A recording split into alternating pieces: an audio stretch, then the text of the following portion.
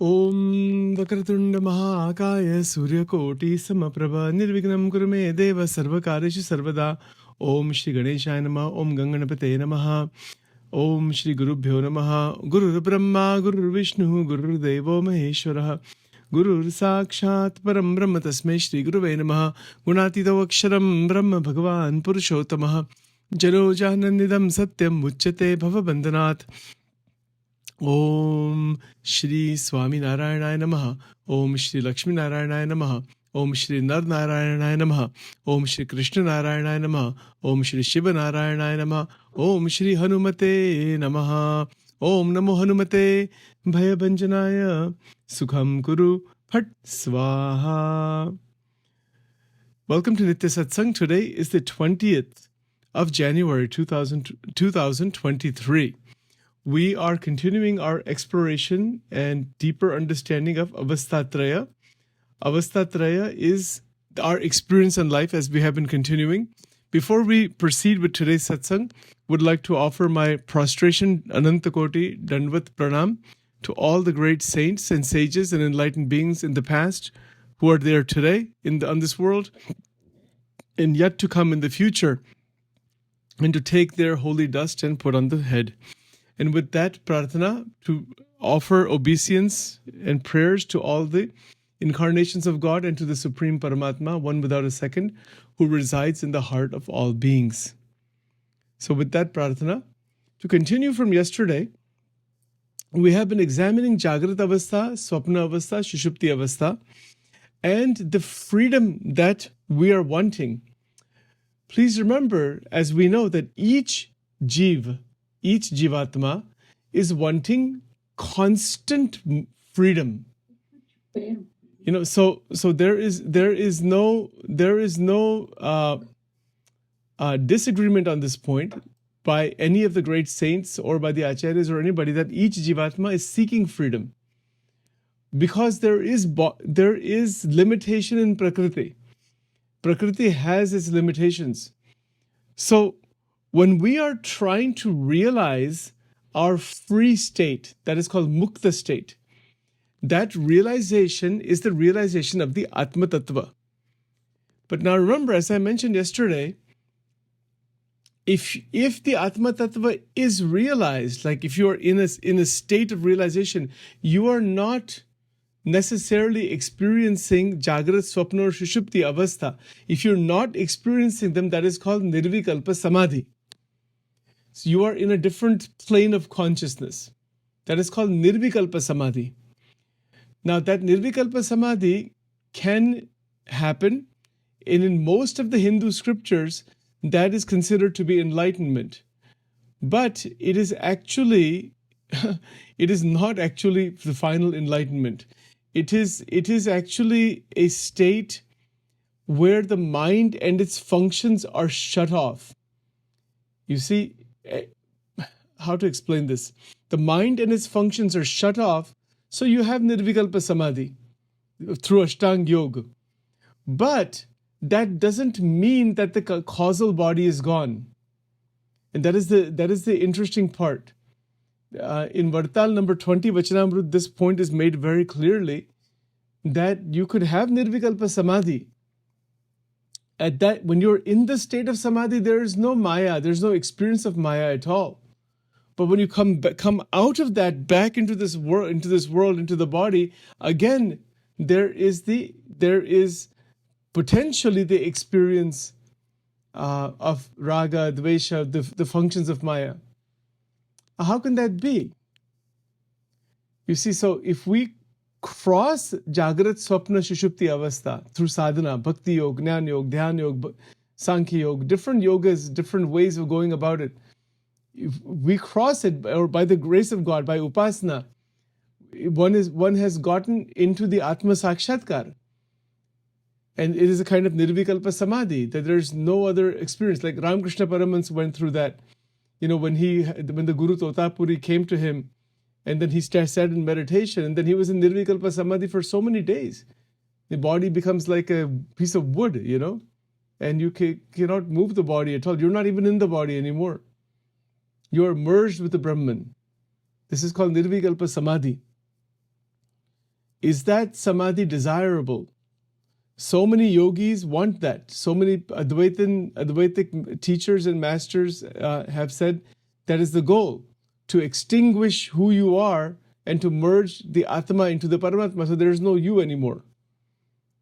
So there's no individuality left. This is what Advaita teaches. Advaita teaches is a kind of spiritual obliteration, that there's no you. There's a Atma, it goes into the Brahman and is finished. End of story. It's like a drop that goes into the ocean. Where is the drop now? It's become the ocean. Aham Brahmasmi.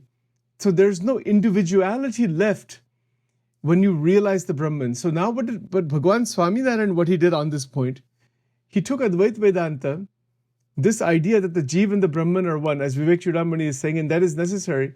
But along with that, use that as a prerequisite for seeing Parabrahma, Bhagwan.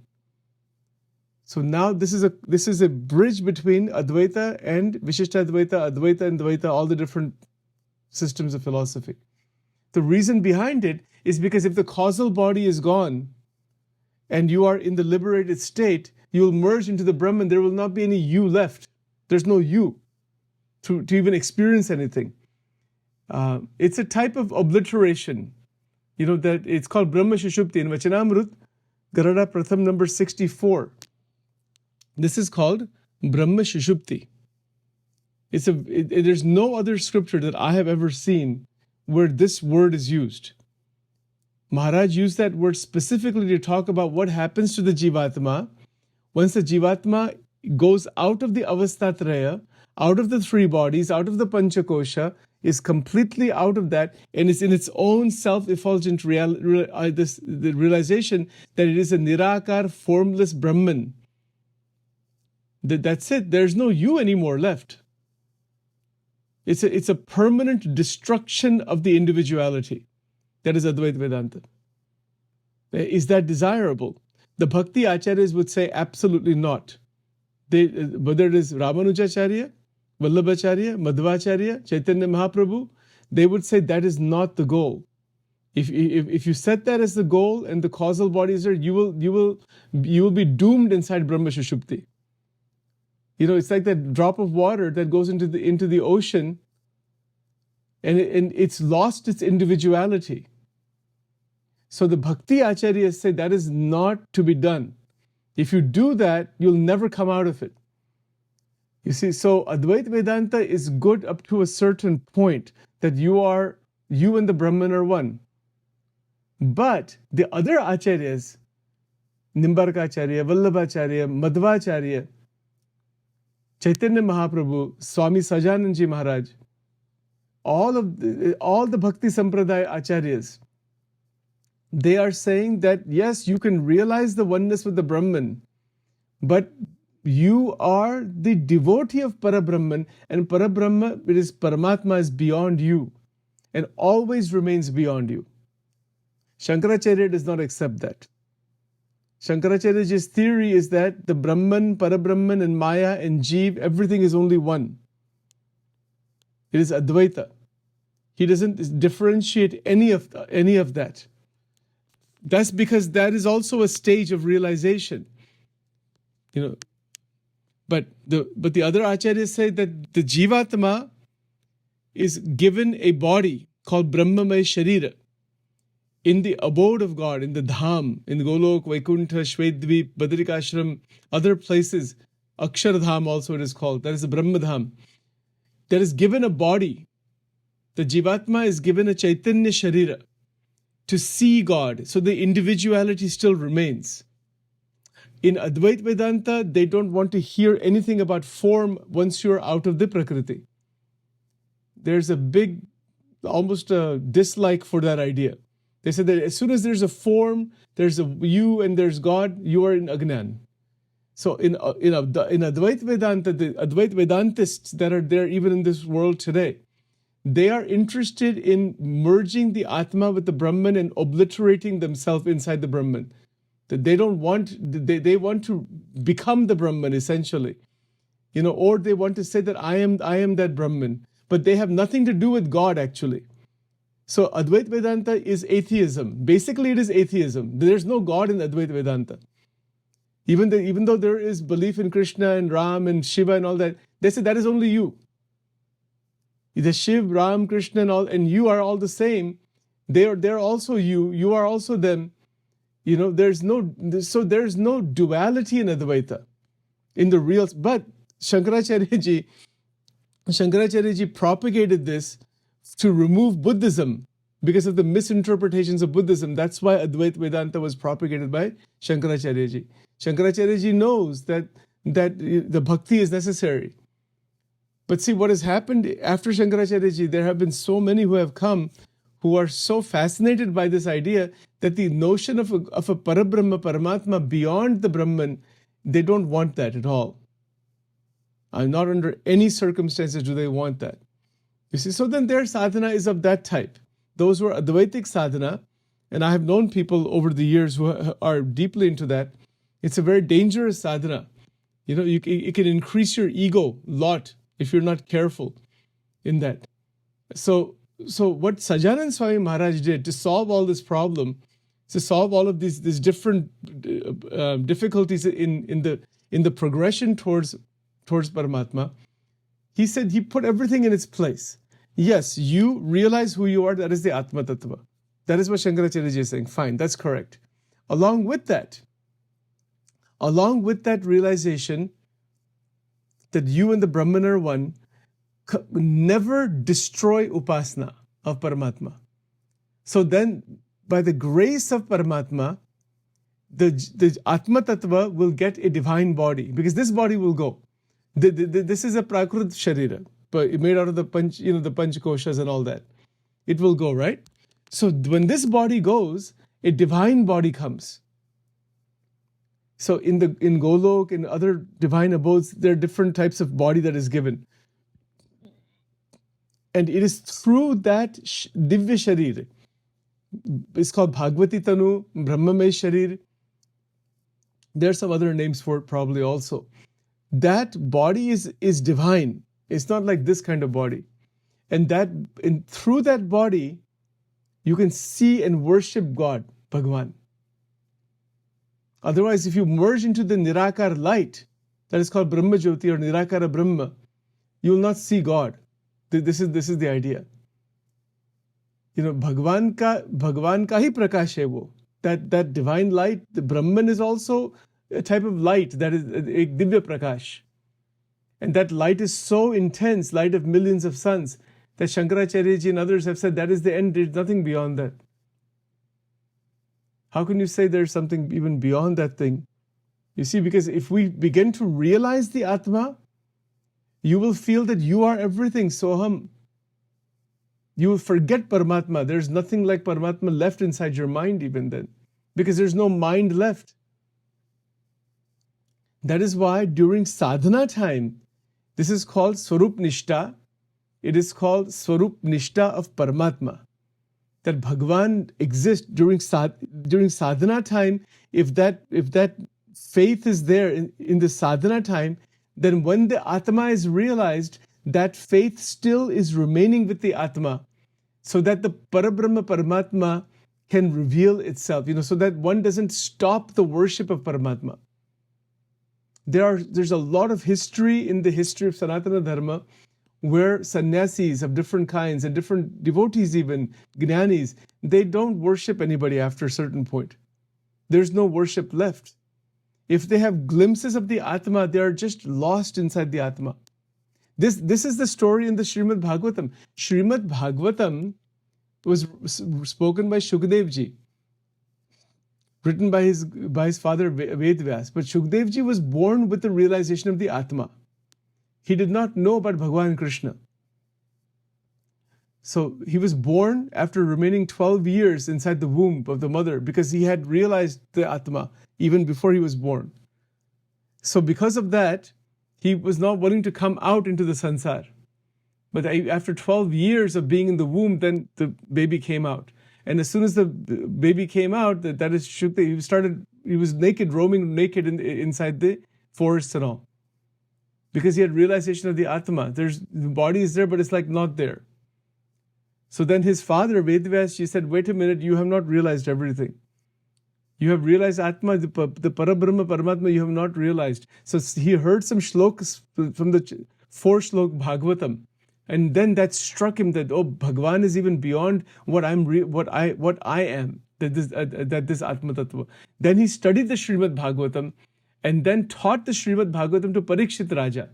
And that is called the 18,000 verses, the 18th Puran, that is Srimad Bhagavat Puran. That is why how that Bhagavatam came about. It came about like this, that Shukadevji had the realization of the Atma.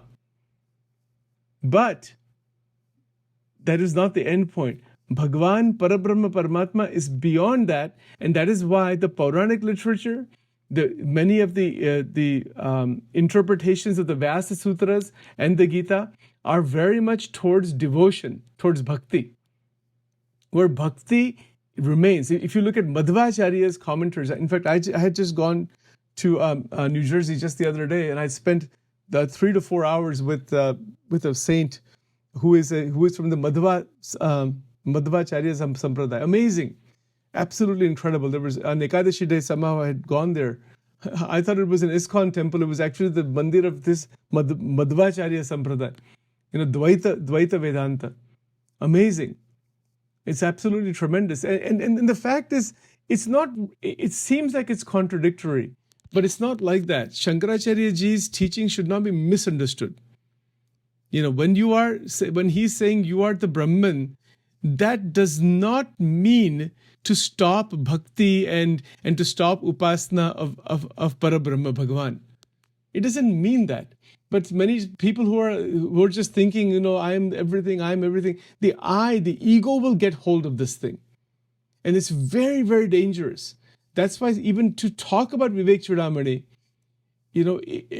as we're trying to do, I'm trying to go slow with it, because who knows in the future who will listen to these recordings and all that. I don't know, Bhagwan ki ichha, but there should not be a misunderstanding of Advaita Vedanta. Advaita Vedanta is tremendous. It is a great liberation. But there's a danger point here, and that danger point is that the upasana of Paramatma can be stopped because of it. And not only that, the ego will start thinking, I'm God, I'm everything. And that has happened also. And if that happens, there's trouble. There's a lot of trouble. Then one is not a Brahmagnani. See, even in the life of Ramakrishna Paramahansa, even after he went into Nirvikalpa Samadhi, after the Guru Totapuri came and then he went into Nirvikalpa Samadhi, when he came out of Nirvikalpa Samadhi back into the world, he's doing his regular activities. He's worshipping the Devi. Well, why is he doing that? If Nirvikalpa Samadhi is where there is one without a second, that non-dual Brahman, then why worship anybody while here? But that's the point. When you are embodied, when there's a body, bhakti, upasana has to be done. When you're out of the body, if you have that belief that you are the Brahman only, and there's nothing beyond, and the causal body is gone, you'll get merged into the Brahman permanently, never come out of it. There's no way to come out of that, actually. You see, so I've spoken to saints about this in the past, and many have stated that if a bhakta has a little bit of vasana left, that will pull them out of that Nirakara Brahman, back into the sansar, and have the opportunity to worship Bhagwan, that is Sakar. And they go beyond that layer. It's like a layer of light, divine light. And the Atma is also divine light. So once the Atma and the Brahman are one, that it's game over. It's a permanent spiritual suicide. You see, there's no going up, there's no coming down, there's no way out of it at all. You can never get out of that. There's no you to get out of it even, actually. Yeah. If you put a drop of water into the ocean, can you find that drop of water again? You cannot. Similarly, the Jivatma, once the 3 bodies are gone, the Avastatraya is gone, then it is the Brahman. And that is why upasana is necessary. Otherwise, if one is wanting to be merged into that thing, That is a type of nirvikalpa samadhi, and that's it. There's nothing there actually. There's a divine light there, and you are that divine light. There's no experience of anything. It is just consciousness. That's it. It's the impersonal divine consciousness. Now somebody will say, well, what's wrong with that? What's the problem with that? Is there some difficulty in that? There's no problem with it. If you're wanting that only, and to be lost in that, and you don't want to see Parabrahma Paramatma, then that is a type of mukti. It is a type of mukti where the Jivatma and the Nirakara Brahman are one, and one is merged inside there. Because the no vasana is there, no causal body is remaining there. It's very interesting. It's very, very interesting. Now the fact is that to even get to such a stage is next to impossible. The reason behind that is because the causal body doesn't go away like that. This thing which I'm describing for you is just to describe it, that there is such a thing, that merging into the Nirakara Brahman. But for most people, that never happens. The reason it never happens is because the causal body doesn't go away. The Karana Sharir remains in some form or another.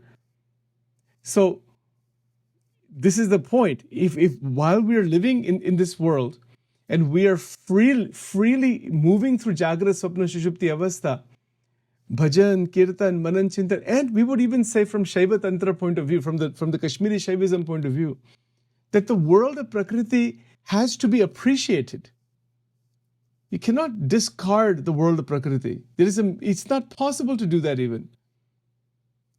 Even great sages who are at the highest levels of enlightenment, when they're living in this world, they're still living with people, they're still eating food, they're still putting on clothes, they're still worshipping the murtis, they're opening religious organizations, they are serving the humanity in some form or other.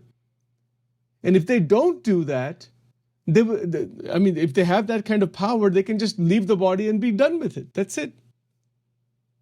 But it raises the question, is this body given by Paramatma, by nature, by God, whatever you want to call it, is it given so we can just extinguish it? No. That's not the case. Is it given so we can become just a hedonist, so just run after more and more and more pleasure? No. And these are just Sachin's perspectives I'm sharing with you. The human body is a tremendous opportunity to really experience the material world within a certain good range, where that experience itself is a gateway into the Atma and Paramatma and higher realization overall. For example, we live in a home. Let's use a very simple example. We all live in a home. Maybe it's a home, maybe it's an apartment, maybe it's a condominium. We live somewhere, right? We have to decide what to put inside the house. How should the living room look? How should the temple room be? How should this be, that be? Isn't it so? That decision that we are making is based on our desires, the kind of experience we want. You could have a very religious atmosphere. You could have a very Rajasic atmosphere. You could have all kinds of atmospheres. You could have bars in the house and lots of alcohol, the huge bar with the 200, 300 bottles of alcohol. You could have that also. You could have, it's just up to you, right? It's up to you to decide the kind of environment that you want to create using the material in Prakriti. Similarly, inside our system, inside our mind, our brain, etc., it is up to us to decide the kind of psychological environment we want. We are the ones who create the internal world. Now, for example, let's use 3 examples. Let's say you have a devotee, like a sannyasi or a sadhu in a particular organization.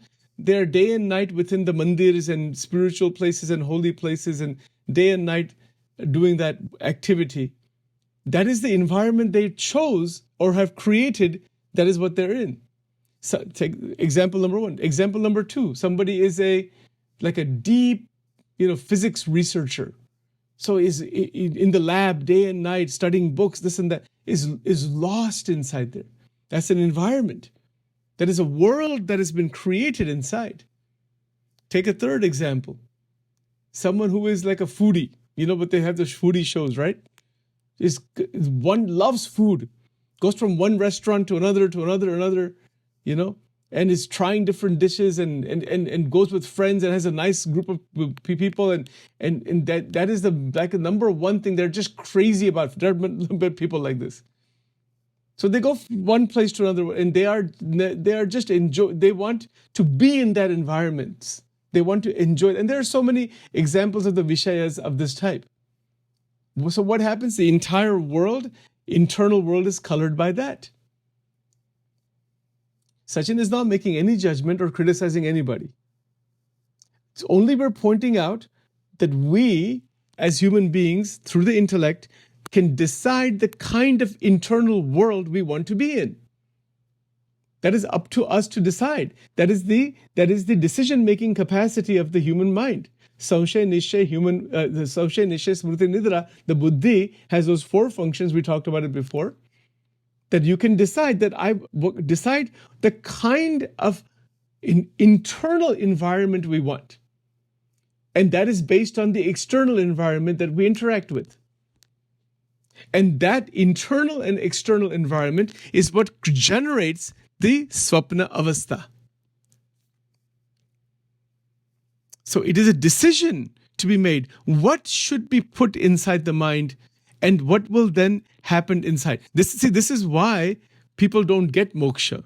Hardly anybody ever gets moksha. The reason is very simple. We are putting so much material inside the mind that the mind is constantly playing around with, and it is solidifying the causal body, the Karana Sharira. Because it is solidifying the Karana Sharira, it's just the rebirth just keeps happening. You will not get to Nirakara Brahman and all that thing. That's too far ahead. That's not even going to happen. In Gujarati we say, Brahmani jhaki pan na thai. You can't even have a glimpse of that. There's so much cloggage in the system. You see, so to not be clogged up from inside is the key. So we decide the best environments to be in, and on that basis, move through the 3 states, Jagrata, Sapna, Sushupti, but freely. And in freely moving so, those who are mumukshus, they realize the truth that they want to be connected with Parabrahma Paramatma. They want to be created with Bhagwan. They want to be linked with Bhagwan. And then they're still doing the activity in the world, but they're deciding the kind of environment to live in from the heart. Now, of course, we are living in this world. People are not living in ashrams and 24 hours a day inside these spiritual places. We're living in the natural world with families and with occupations and all that. How does it apply? Of course, build a bridge. Whether you are a professor or you are a cook or you are whatever you are in this world, you could be anything. If you studied Brahma Vidya, the Brahman is everywhere. The connection with Brahman is wherever you are. In every experience, the Brahman is there. The consciousness is present there. And because it is present there, we can just live in that light of consciousness. For example, I'll give you a simple example. If you're driving a car, let's say, for example, we're here in Delaware right now, and I have that in my mind. I'm in Delaware, but I'm taking my car, take 95 north, and then I cross into Pennsylvania. So then now the GPS says, welcome to Pennsylvania. The sign says, welcome to Pennsylvania. But if my mind is in Brahma Vidya, there's nothing like Delaware or Pennsylvania. It's totally a human-created fake thing, actually. It's totally unreal.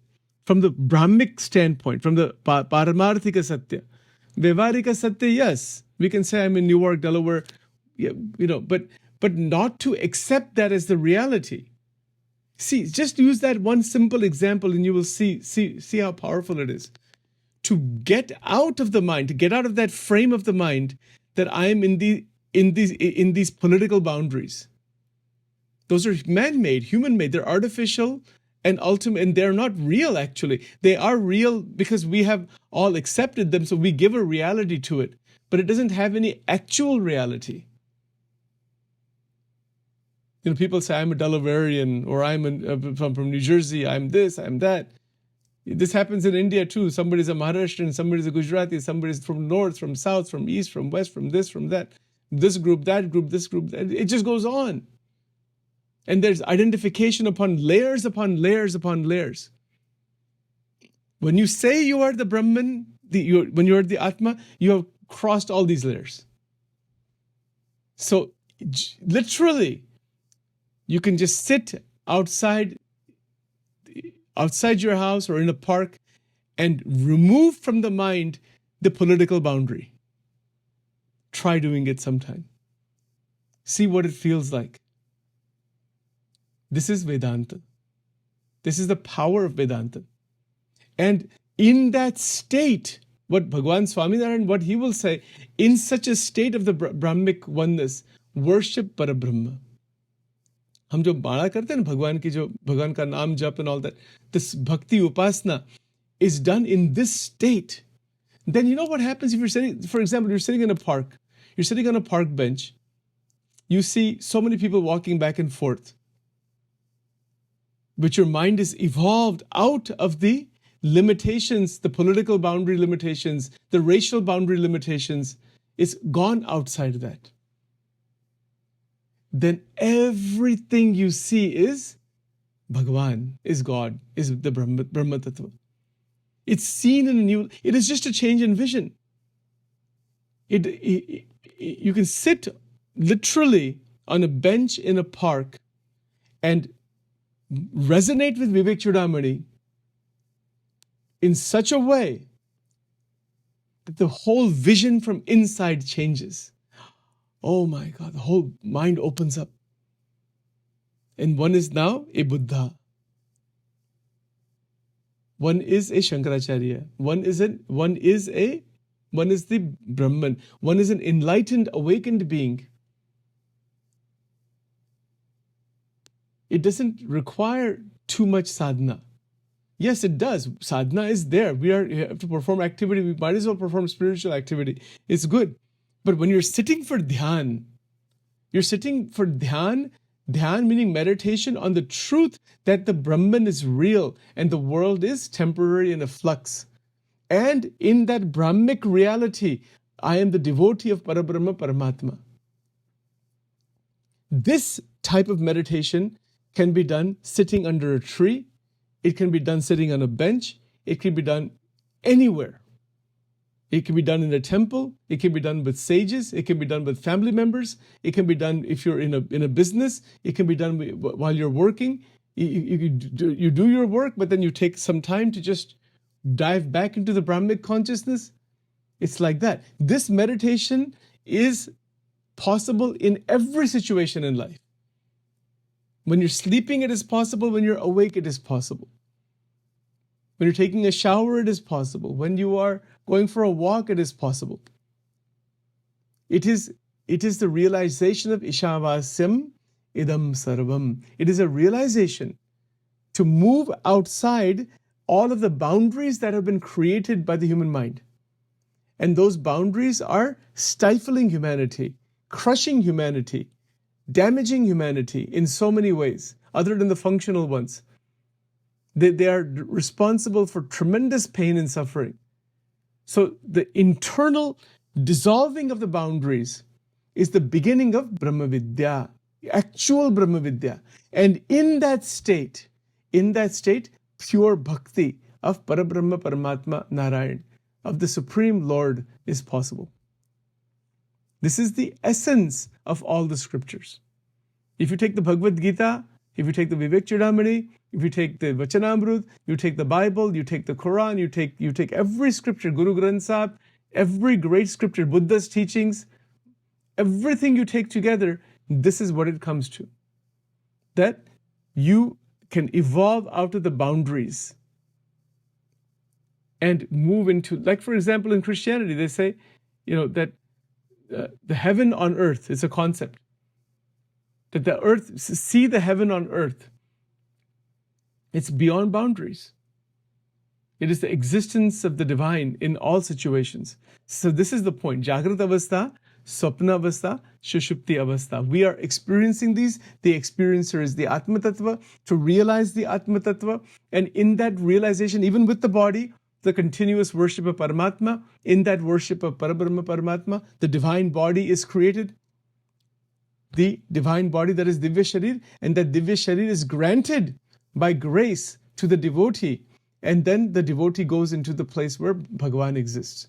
This is a brief summary of the way the Adhyatmic process works. Right? So we will continue along these lines tomorrow further. We will do the Mantra Pushpanjali now.